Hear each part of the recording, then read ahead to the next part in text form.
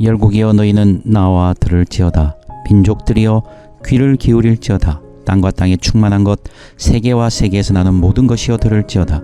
대저 여호와께서 열방을 향하여 진노하시며 그들의 만군을 향하여 분내사 그들을 진멸하시며 살육당하게 하셨은즉 그 살육당한 자는 내 던진 바 되며 그 사처의 악취가 솟아오르고 그 피의 산들이 녹을 것이며 하늘의 만상이 사라지고 하늘이 두루마리같이 말리되 그 만상의 쇠잔함이 포도나무 잎이 마름 같고 무화과 나무 잎이 마름 같으리라.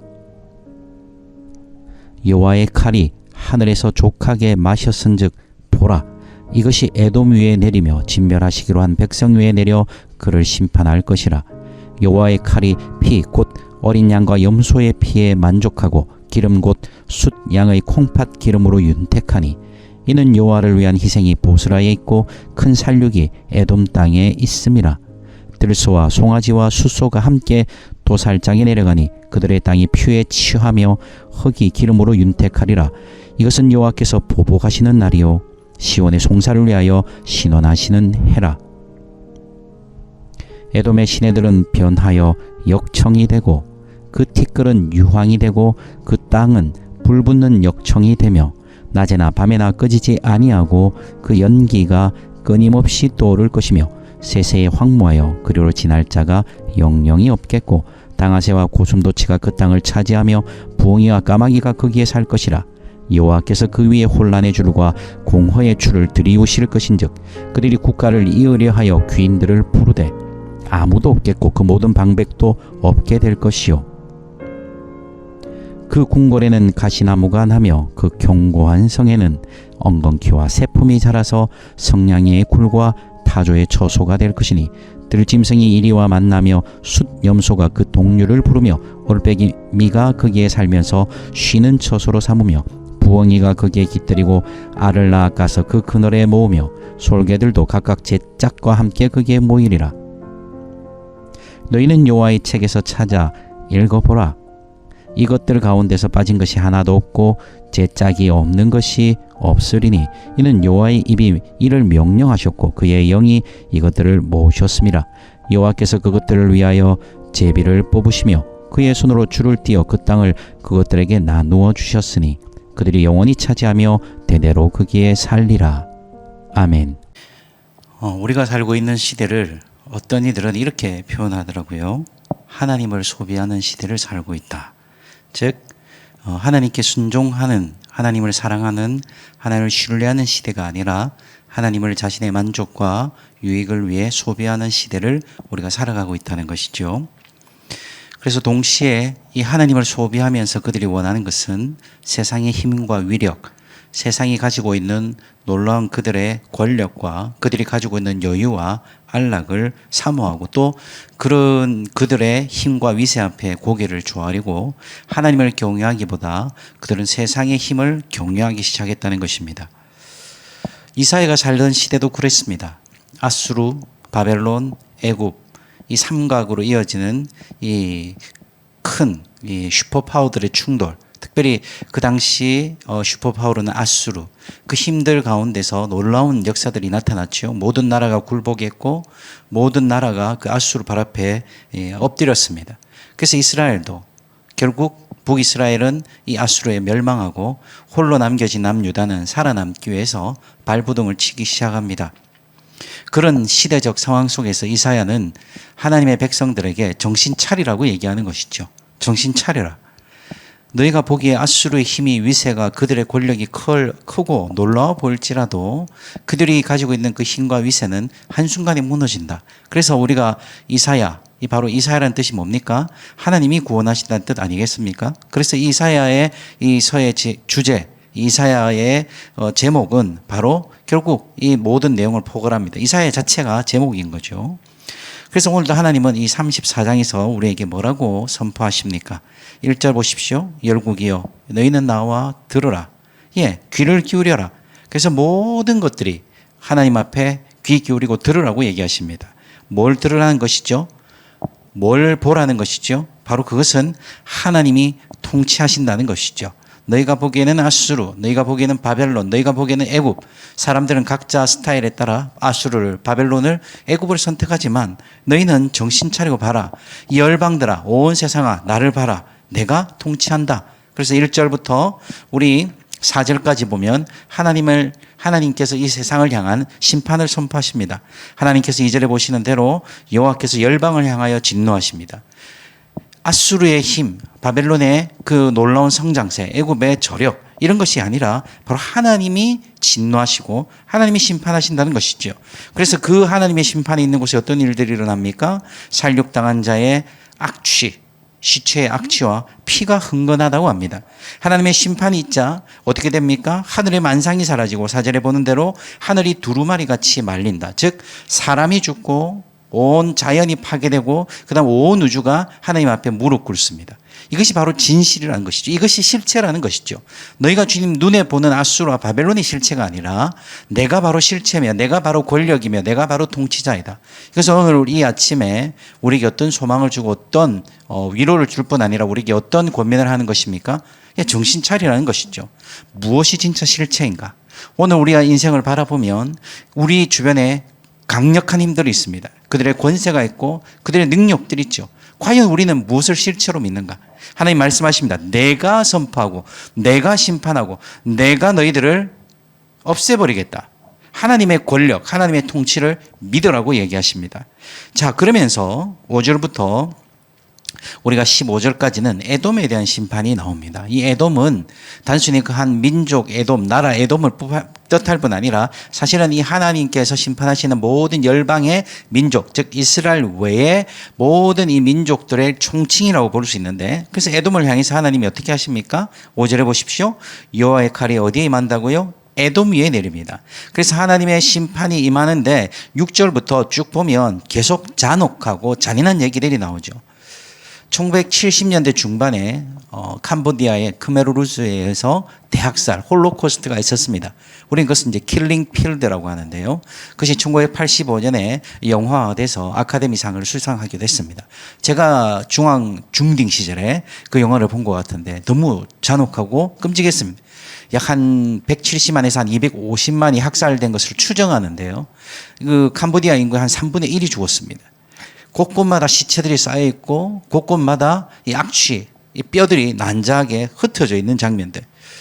오늘 이 하나님의 심판이 임할 때 어떤 일이 난다는 것입니까? 쭉 보십시오. 여호와의 칼이 6절에 피, 곧 어린 양의 염소의 피에 만족하고 곧 순양의 콩팥 기름으로 윤택하고 그 큰 살육이 에돔 땅에 있고 7절에도 보십시오. 그 땅이 피에 취하고 흙이 기름으로 윤택하게 될 것이다. 이런 피해 학살, 이 잔혹한 학살은 왜 일어납니까? 바로 에돔을 향한 심판이라는 것이죠. 하나님께서 심판하시는데 잔인하게, 잔혹하게 심판하십니다. 왜요? 8절에 보십시오. 그 심판의 이유는 여호와께서 보복하시는, 그리고 시온의 송사를 위한 신원하시는, 즉 하나님의 백성들이 하나님 일어나셔서 심판하시옵소서. 하나님 이 땅을 심판하시고 하나님 이 땅을 회복시켜 달라는 그 기도, 그 하나님의 백성들의 억울함의 호소, 하나님 이대로 아니지 않습니까? 하나님 이것은 이렇게 되면 안 되지 않습니까? 이렇게 되는 것은 문제가 있지 않습니까? 로 말하는 그 이스라엘의 하나님의 백성들의 신원에 응답하시고 보복하시는 하나님의 진노를 보여줍니다. 하나님이 진노하실 때는 아무도 말릴 수가 없어요. 하나님이 심판하실 때는 어느 누구도 통제할 수 없습니다. 아니, 그 분노는 담아내고 감당할 수 있는 수준이 아닌 것이죠. 그것이 무엇으로 말미암다고요? 하나님의 백성들의 기도입니다. 하나님 백성들의 신원입니다. 하나님 백성들의 부르짖음이 바로 그 원통함에 대한 하나님에 대한 호소가 바로 하나님의 심판을 결국에는 가져오는 것이죠. 사랑하는 성도 여러분, 이것이 언제 일어납니까? 하나님의 때, 하나님의 타이밍, 하나님의 시간이 있다는 것이죠. 지금 보기에는 에돔을 위시한 세상의 열방이 힘을 얻고 그들의 권력과 그들의 권세가 강할지라도 하나님 말씀하십니다. 하나님의 날이 되면, 하나님의 때가 되면 내가 너를 신원할 것이고 내가 너의 모든 원통함을 풀어주구만. 하나님께서 약속해 주십니다. 하나님의 백성들을 향한 소망이자 하나님의 백성들을 향한 희망이 되는 것이죠. 오늘 이 아침에 우리가 이 말씀을 읽으며 위로받을 것이 무엇입니까? 다 죽어야 돼, 다 때려 패, 이게 아니죠. 하나님의 때가 될 때 우리의 원통함과 우리의 억울함과 우리의 고통과 우리의 이 서글픔을 신원하여 주실 줄 믿습니다. 하나님을 믿고 하나님을 바라보는 이 아침이 되기를 원합니다. 하나님의 때가 될 때 하나님의 보복하심이, 하나님의 신원하심이 있는 것이죠. 그래서 하나님 백성들은 무엇을 해야 됩니까? 이 하나님의 때를 기다리는 것입니다. 하나님의 때를 기다리는 것. 그러면 왜 이렇게 에돔에 대한 하나님의 심판이 강렬하고 잔혹할까요? 사실 우리가 오바댜서를 보면 에돔의 죄가 나옵니다. 에돔이 바로 유다를 배신하고 변절하고 팔아먹고 공격하죠. 에돔이 누굽니까? 바로 조상이 누구죠? 에서입니다. 즉 이스라엘과 어떻게 보면 형제요, 같은 혈육이라고 할 수 있는 것이죠. 그러나 에돔은 계속적으로 이스라엘의 방해꾼이 되고 회방꾼이 됩니다. 왜 그렇습니까? 그것은 이스라엘의 유익, 이스라엘의 어떤 그 평안보다는 자신의 유익이 먼저였기 때문에, 그 나만 아니면 되게, 나만 고통 안 당하면 되지, 뭐 이스라엘 어쩌든지 말든지, 형제가 어떤 고통을 당하든지 말든지 신경 쓰지 않는 것입니다. 일단 내가 유익하고 내가 편안하고 내가 괜찮으면 괜찮다는 것이죠. 그래서 그 에돔은 이스라엘에 대한 계속 변절과 배신을 합니다. 오늘 이 시대도 그렇지 않습니까? 이런 에돔과 같이 나만 아니면 되고, 나만 고통받지 않으면 되고, 나만 힘들지 않으면 됩니다. 남이 어떻게 되든지, 교회 지체가 어떻게 어렵든, 우리의 형제자매들이 어떤 고통과 어려운 가운데 있든 솔직히 외면하고 사는 많은 이 안타까운 모습들이 있을 때가 있습니다. 그런 바로 에돔의 죄에 대한 하나님의 심판과 하나님의 이 보복을 우리는 소망으로 할 뿐 아니라 또한 우리 자신을 돌아보면서 교묘하게 우리 자신을 돌아보아야 할 필요가 있는 것이죠. 하나님은 약속하십니다. 내가 신원하여 주겠다. 내가 너희들의 탄원에 응답해 주겠다는 것이죠. 그래서 하나님은 이 에돔에 대한 심판을 선언하십니다. 그리고 오늘 본문에 보면 좀 재미있는 본문들이 있죠. 계속 이 짐승에 대한 얘기가 나오면서 16절, 17절, 특별히 16절을 많은 사람들이 궁금해합니다. 16절은 어떻습니까? 너희는 여호와의 책에서 찾아 읽어보라. 이것들 가운데서 빠진 것이 하나도 없고 제짝이 없는 것이 없으리니 이는 여호와의 입이 이를 명령하셨고 그의 영이 이것들을 모으셨습니다. 주로 신천지에서 이 본문을 가져와서 짝을 찾는 말씀이라고 하면서 말씀에 다 짝이 있다면서 뭔가를 보여주죠. 이 성경에 대한 무지몽매가 이 극에 달할 때 이런 말씀, 이런 해석에 가 넘어가는데 문맥을 보면 절대 그런 말이 아닙니다. 여기서 짝은 뭘까요? 말씀의 짝이 아니라 앞에 언급되어 있는 동물들, 짐승들에 대한 얘기죠. 특별히 새들에 대한 얘기가 나옵니다. 15절에 앞에 한 구절만 올라가도 짝에 대한 얘기가 나오죠. 부엉이가 거기 뜰고 알을 낳아서 그늘에 모으고 솔개들도 각각 제 짝과 함께 그게 모이리라. 하나님의 심판이 임할 때, 하나님의 역사가 임할 때, 하나님의 영광이 임할 때, 하나님의 이 새들의 짝을 맞춰서 모이게 하시는 것처럼 어떻게 된다? 그 말씀도 반드시 이루어진다. 이걸 지금 설명하고 있을 뿐인데 여기서 말씀에는 짝이 있다. 그래서 이 말씀과 이 말씀이 짝이다. 이런 식으로 해석하는 것은 극히 잘못된 해석이다. 말씀 묵상과 별 관계는 없지만 한 가지 꼭 이 본문에 오면 꼭 이건 좀 알았으면 좋겠다. 에돔의 심판이 임하고 나니까 어떤 일들이 있습니까? 11절 보십시오. 그 11절에 보면 그 에돔이에 뭐가 임하죠? 혼란의 줄과 공허의 추가 들이옵니다. 하나님의 심판이 임할 때 모든 것이 혼란과 공허, 바로 창조 전에 우리의 창조 앞에 공허하고 혼돈의 모습, 바로 모든 것이 사라지고 모든 것이 멸절돼 모든 것이 존재하지 않는 그 모습으로 돌아가는 것이죠. 이것은 무엇을 뜻합니까? 모든 것이 누구의 손에 있다? 하나님의 손에 있다. 하나님의 손에 있다. 내 인생 누구의 손에 있다? 하나님의 손에 있다. 하나님이 임하시면 모든 것이 혼란과 공허로 돌아가는 것처럼, 하나님이 심판하시면 모든 것이 헛되는 것처럼 모든 것이 누구의 손에? 하나님의 손에 있다. 하나님의 통치 아래 있다. 하나님의 권세 아래 있다. 그 모든 것 위에 계신 하나님을 주목하고 바라보라는 것이죠. 열국의 열방의 심판이 임합니다. 사랑하는 성도 여러분, 지금은 악이 이기는 것 같고 지금은 불의가 이기는 것 같습니다. 지금은 대도 안 한 사람들이 마치 큰 소리를 치며 자신의 하나님의 편인 양 떠들어댑니다. 그러나 하나님은 말씀하십니다. 내가 신원하고 보복하리라.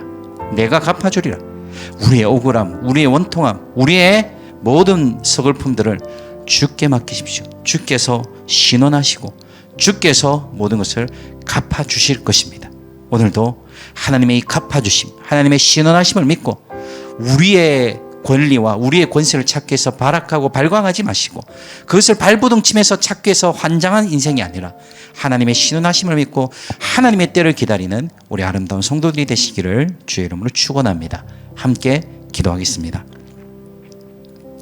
하나님 아버지, 우리는 하나님의 때를 기다립니다. 에돔을 심판하시고 열방, 열국을, 모든 민족을 심판하시는 하나님을 기다립니다. 지금은 그들의 힘이 강대하고 그들의 힘이 놀랍고 그들의 권세가 참으로 위대하여 보이지만 오직 하나님만이 우리의 심판자여, 우리의 통치자여, 우리의 창조주여, 우리의 모든 것임을 믿고, 아니 이 세상 모든 열방이 주께 속했음을 믿습니다.